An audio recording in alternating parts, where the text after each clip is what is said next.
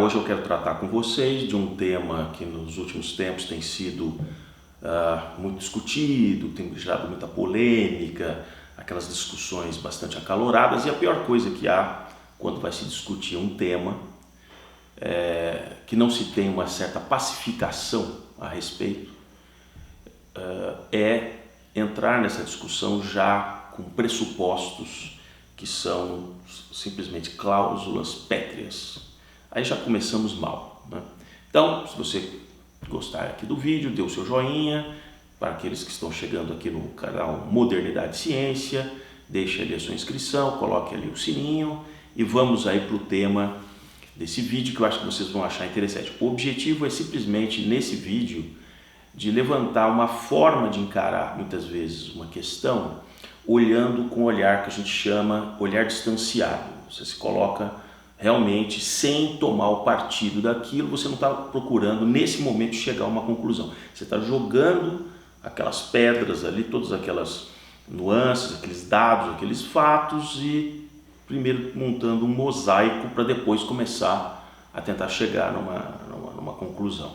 Eu vou chamar aqui como título, por uma questão do algoritmo, esse algoritmo, então eu vou chamar aqui o tema, para não chamar atenção, vamos chamar atenção do algoritmo, caixa digital de votos. O que vocês acham? O que vocês acham? Uma caixa digital de votos? Interessante, né? Então esse é o tema. Vamos fazer aqui uma breve introdução.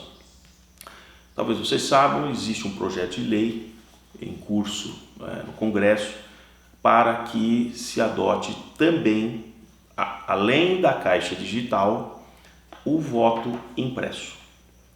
Só que não se trata, como muitas vezes a imprensa ela desinforma, não se trata de levar esse voto impresso para casa. Não se trata disso, porque isso geraria uma série de outros problemas, né? Na questão do sigilo, não é isso. O voto impresso é aquele que tão logo você acione o botão do seu voto, saia uma impressão, um ticket, vamos dizer assim, em que já aparece, vamos dizer, o seu título de eleitor, poderia ser, e o voto que está ali, né? Se por uma questão de sigilo não for conveniente que apareça o título do eleitor para identificar quem votou em quem, que pelo menos você tenha ali a certeza de que o voto que você proferiu ali ao acionar o botão aparece o nome, o código do candidato, vamos dizer assim, que só tem esse dado, para não criar maior aqui ruído e polêmica na nossa discussão. Ao você perceber que de fato está correto aquilo, você obrigatoriamente depositaria aquilo numa urna lateral, ali você teria que depositar aquilo ali, não poderia levar aquilo embora absolutamente, você teria que depositar. De repente você teria que depositar na frente do mesário, até falando do ponto de vista de controle. Se nós voltarmos no tempo, para aqueles que não acompanharam, quando o voto ainda era analógico, digamos assim, você ao entrar ali na sessão de votação, se dirigindo ao mesário para se identificar com seus documentos, tinha que se levar, à época eu ainda tive o título de eleitor com a minha foto no título, ainda tinha o título ali com a foto. Ao ser identificado, o mesário e os outros que estão ali auxiliando já tinham cédulas prontas, né? Quer dizer, elas já estavam impressas com os nomes de todos os candidatos, elas tinham que ser validadas ali com uma rúbrica daqueles responsáveis, e ele entregava aquela cédula para você. Aí você ia na urna, né? Você ia ali naquele local preservado com sigilo e começava a fazer a anotação. No passado você tinha que escrever, o que dificultava para aquelas pessoas que não dominavam exatamente aí a escrita, né? Mas depois também tinha aqueles que você escolhia por quadradinhos, colocava os números nos quadradinhos, né? Se você errasse, você levava essa cédula para o mesário e dizia: eu errei, rasurei isso aqui. Ele anulava na frente dos outros aquela cédula em papel, validava outra cédula e te entregava novamente para você. Dessa vez, vamos dizer que você não errou. E aquelas cédulas anuladas ficavam ali para uma conferência depois, isso aqui tem um erro aqui, tá? Mas essa cédula foi anulada, do pacote de cédulas que foi entregue ali para ser utilizado. nas cédulas em papel, né? Em branco ainda, né? Então, onde que eu estou querendo colocar? Primeiro, a gente situar essas diferenças da caixa digital, que você apertou o botão e você acredita que de fato o que você fez é o que a máquina entendeu que você fez. No caso do voto ali em papel, você, ao terminar aquilo, você olhava para aquela cédula e você tinha certeza que você que colocou aqueles dados ali, você depositava aquilo na urna na frente ali dos responsáveis. Então, sob um certo aspecto, e é esse o ponto que muitas vezes se afasta de uma discussão politizada como essa, com ideologia, né? A questão é que nessa questão da cédula em papel, você passava a ser também uma espécie de auditor sobre o voto, porque você reconhecia que foi você que preencheu e colocava na urna. Você falou assim, como essa urna ao ser aberta, tinha que ver se todas aquelas cédulas tinham a rubrica dos mesários e tinha os fiscais de partido que ficavam olhando, conferindo se cédula a cédula, ao ser lida, se ela estava íntegra, não estava rasurada, e se tinha devidamente, ela estava validada como cédula que estava ali. Alguém não enfiou uma cédula fantasma no meio daquela urna, tá certo? Então, eu criei aqui um sumário, né, para não esquecer nenhum ponto. Bom, então, qual que é a primeira grande discussão com relação às caixas digitais de votos hoje? Existe um mantra, assim, né, em todas as empresas que lida com auditoria, que é basicamente, se eu falar com as minhas palavras, seria assim: o que você não pode de fato auditar não pode ser considerado inviolável ou possível de fraude. Essa frase eu que criei aqui, né?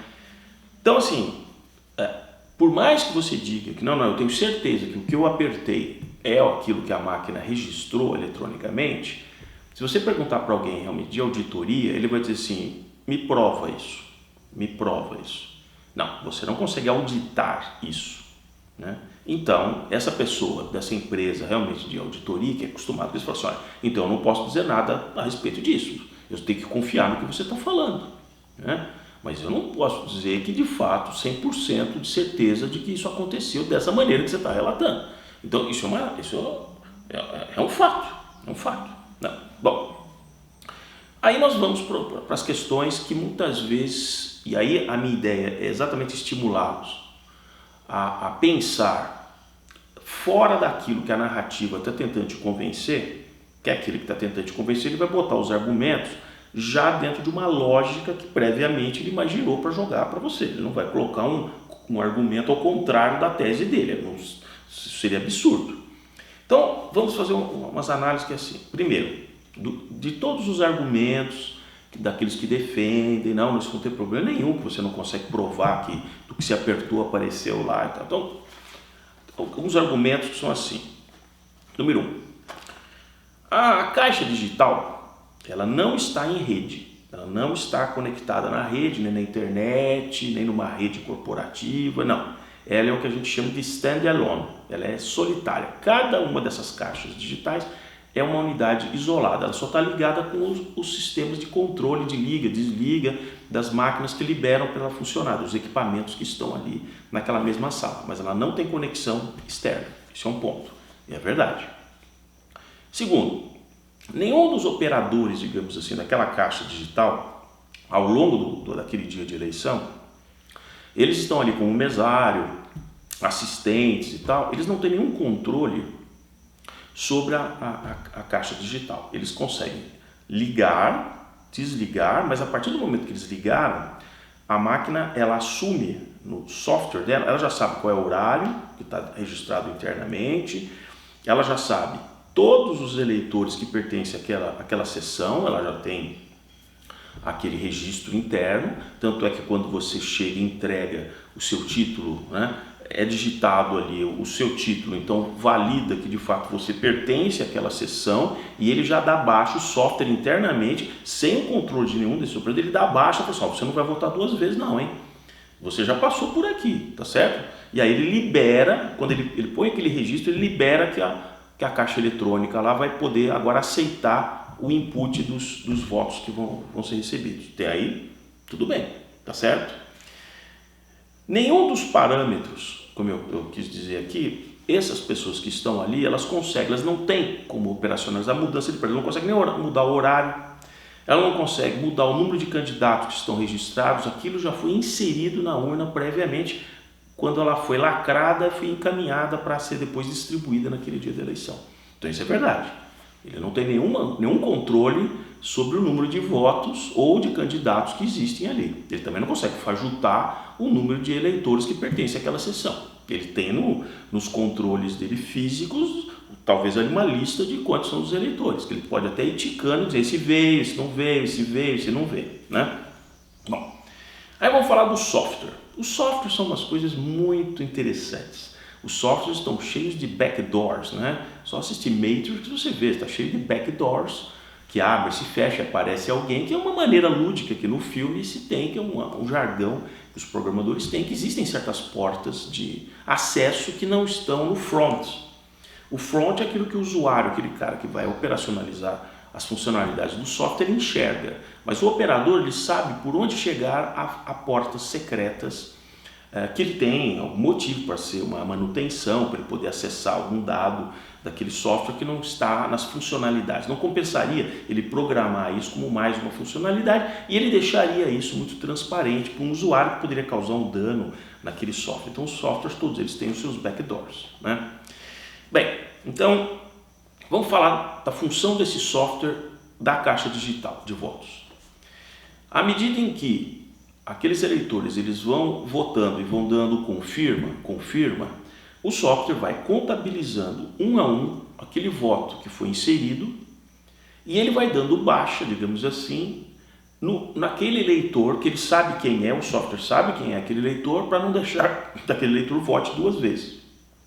Então ele vai separando, né, um a um aqueles que já votaram dos que não votaram, certo? Então isso ele vai fazer um a um e vai registrando os votos que você concedeu, porque muitas vezes você tem, evidentemente, mais do que uma escolha. Muitas vezes você está votando, é deputado, senador, presidente, enfim, governador, né? Bom, agora vamos falar dos votos. Os votos. Até isso eu estou indo nos fatos e pegando como as coisas existem, né? Não estou supondo aqui, né? Estou usando uma sequência de raciocínio para pelo menos nós aqui estarmos pelo menos dentro da mesma fita. Vamos falar dos votos. O voto pode ser válido, certo? A pessoa foi lá, confirmou, é um voto. Ou o voto pode ser um voto branco, certo? O voto pode ser um voto branco. Você confirmou, branco. É branco, pá. O voto pode ser nulo. Nulo. For nulo que você quer fazer, tá que confirma. Nulo. Ou você não compareceu. Vai ficar registrado lá no software daquela lista de, vamos dizer, 1.500 eleitores daquela sessão eleitoral que 100 não apareceram. Por hipótese, 100 não apareceram. 1.400 apareceram. Então vocês concordam que naquela sessão eleitoral, se tem 1.500 eleitores e eu somar, depois que a urna chegou no limite do horário, ela fechou. Na hora que ela contabilizou, fechou o horário, dentro dessa urna, né, em tese, né, eletronicamente, se você somar tudo que tem ali de registro, tem. Se você somar os válidos, os brancos, os nulos, e somar também os que não apareceram, dá os 1.500. Dá exatamente os 1.500. Nem 1.501 nem 1.499. E o software com certeza faz isso. Então, onde que eu estou querendo chegar? Quem criou toda essa lógica, quem implementou isso, sabe que não pode ter furo nessas questões. Não pode simplesmente, numa sessão eleitoral que tem 1.500 pessoas, aparecer 1.600 votos. Não pode acontecer um negócio desse. Né? Seria muito frágil, né? Criar uma situação que você cria votos. Mesmo porque nós ainda assinamos lá um livro dizendo assim que eu fui até lá. Então você poderia comparar todas as pessoas que de fato compareceram, confrontando com o número daquela sessão que não compareceu. Então, esse tipo de uma fraude tão rasa assim, não é plausível que se faça. Mas agora vamos entrar na questão de que, assim, pensando ao contrário, esse que é o ponto sempre do contrafactual e do contraditório. Vamos pensar ao contrário, tá certo? Pois bem, pensando ao inverso, nós podemos imaginar a seguinte situação. Lembrando, antes de mais nada, que ao se encerrar o período ali da eleição, naquele dia, uma vez que a urna é encerrada, ela é travada automaticamente, sem controle externo, e ela gera um mapa eleitoral. Aquele mapa eleitoral é impresso na presença de todos que estão ali, e esse mapa é colado na lateral daquela urna. Então o registro eletrônico que está lá dentro da caixa bate com aquele mapa que está colocado aqui, que tem sido usado como um grande argumento para dizer, tá vendo? Não dá para mudar. Claro que não dá para mudar. Claro que não dá para mudar. Quem iria criar alguma coisa em tese, de fazer uma certa adulteração de votos, não teria um erro tão básico de fazer com que o registro eletrônico não batesse com o registro físico que está colado lá de fora. Então, quando eu digo pensar ao contrário, é que a gente tem que se perguntar coisas que podem ter acontecido antes daquele mapa impresso físico estar colado do lado de lá. Porque quem bolou isso sabe que ele não teria um controle externo dessa urna. Uma vez a urna sendo travada e tal, só na hora que aquele arquivo eletrônico for descarregado no tribunal eleitoral, seja de estado, seja depois consolidado, ninguém vai conseguir mexer naquele arquivo, certo? Não vai conseguir, aquele arquivo está bloqueado, você não consegue abrir. Então, se há a possibilidade de haver uma alteração, isso tem que ter acontecido antes da urna ter encerrado. Então, eu só estou levando essa questão para a gente estimular, falar assim, olha, não pense com o raciocínio daqueles que estão te contando de um jeito e já estão te argumentando, não, isso não pode acontecer. Não.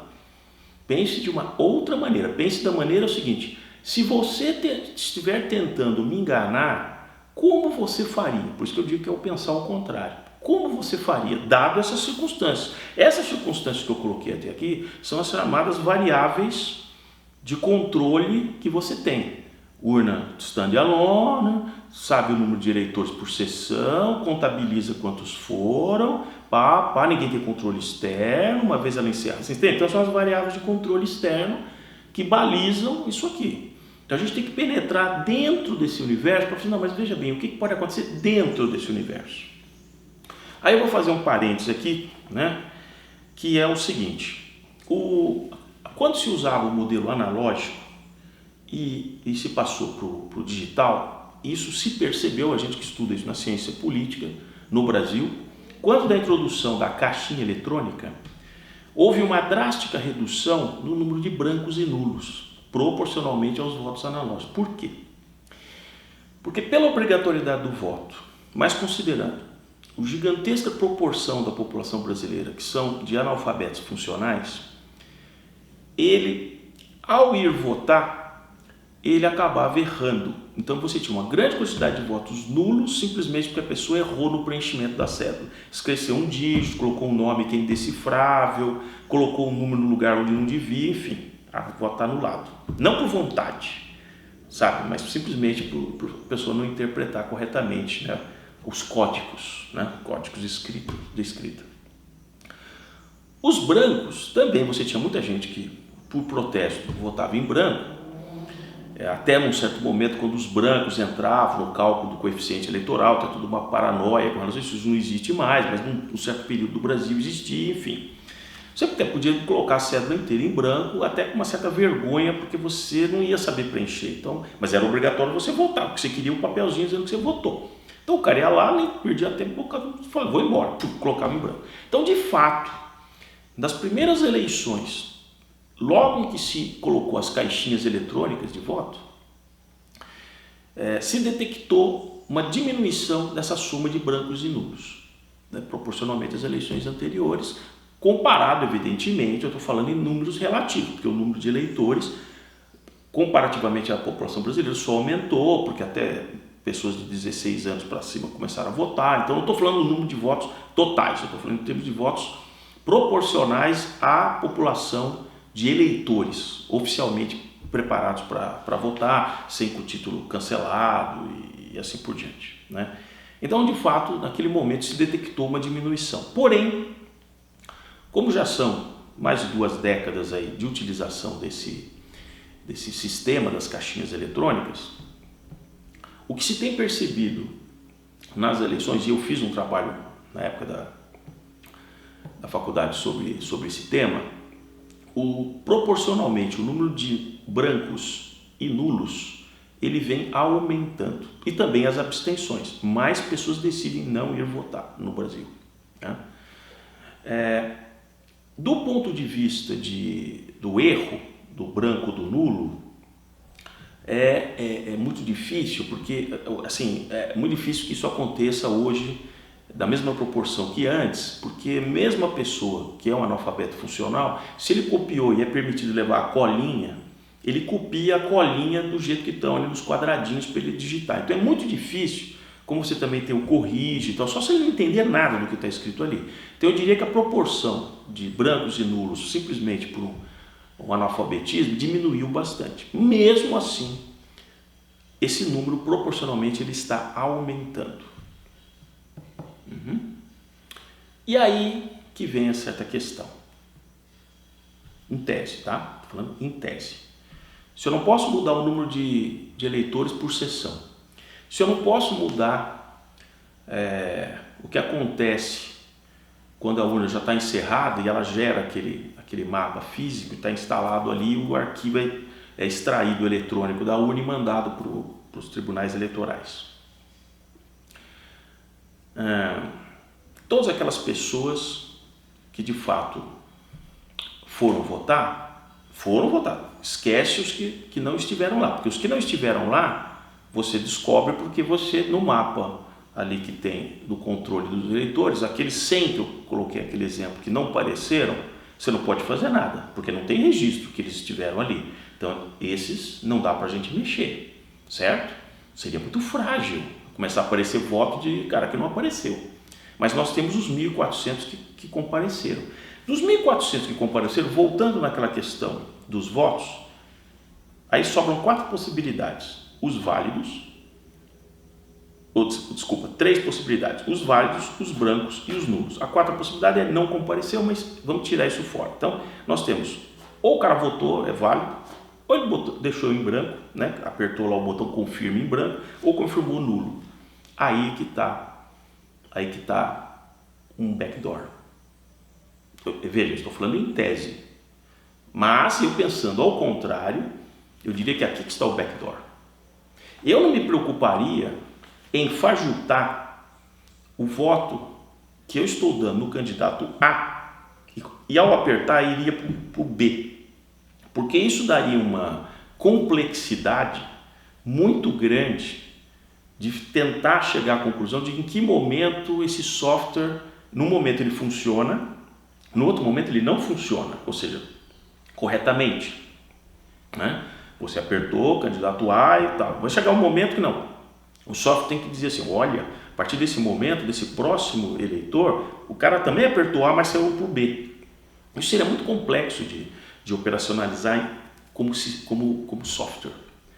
Então, considerando que esse aplicativo ele é inserido na urna vários dias antes, onde de todo o mapa de candidatos, por estado, por cidade, então, sessão por sessão, aquela urna é configurada para funcionar segundo aquela região, daquela cidade. De repente tem prefeito, na outra cidade não é aquele prefeito, é o outro prefeito, certo?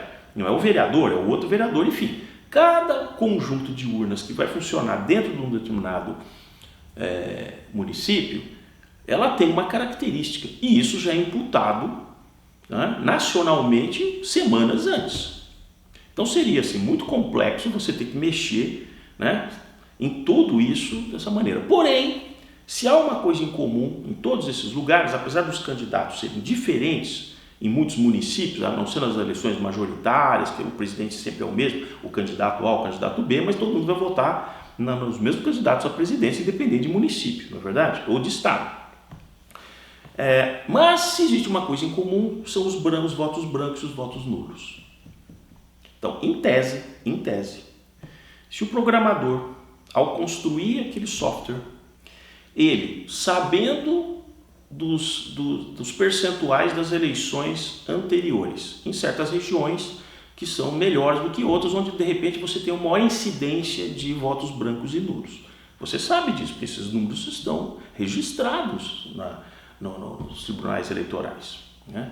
Então, se você, ao programar, você colocar o software a partir de um certo horário, antes do horário de fechamento, o software sozinho, ele se apropria de parte daqueles votos brancos e nulos, que são votos de ninguém, vejam que são votos de ninguém, mas são votos de pessoas que compareceram àquela sessão eleitoral. Não faz parte daqueles 100 que faltaram, não. Eles estão dentro dos 1.400 que eu falei, que ou votou branco nulo, né? Ou validou o voto. Então eu diria que seria mais fácil se apropriar de parte dos votos nulos e votos brancos e direcionando para um candidato especificamente. Isso seria possível. Isso seria possível. É um backdoor, ele está funcionando de uma maneira autônoma, em função de um horário, a partir de um horário X, que a urna sabe o horário, e a partir de um certo horário ele começa a trocar de branco para o candidato A, de nulo para o candidato A, mais alguns segundos de branco para o candidato A, outro nulo para o candidato A. Meus caros, quando chegar a hora do encerramento, essa urna irá gerar sim os 1.500 registros do lado de fora, já com os votos brancos e nulos trocados para o candidato que foi direcionado. Vai bater, ninguém disse que a urna foi violada, vai bater o número de pessoas com o número de eleitores, vai dar tudo certo. Você nunca vai saber se de fato eu votei branco ou nulo. Eu sei que eu votei branco ou nulo, mas como eu não vi o papel, vamos voltar ao impresso, hein?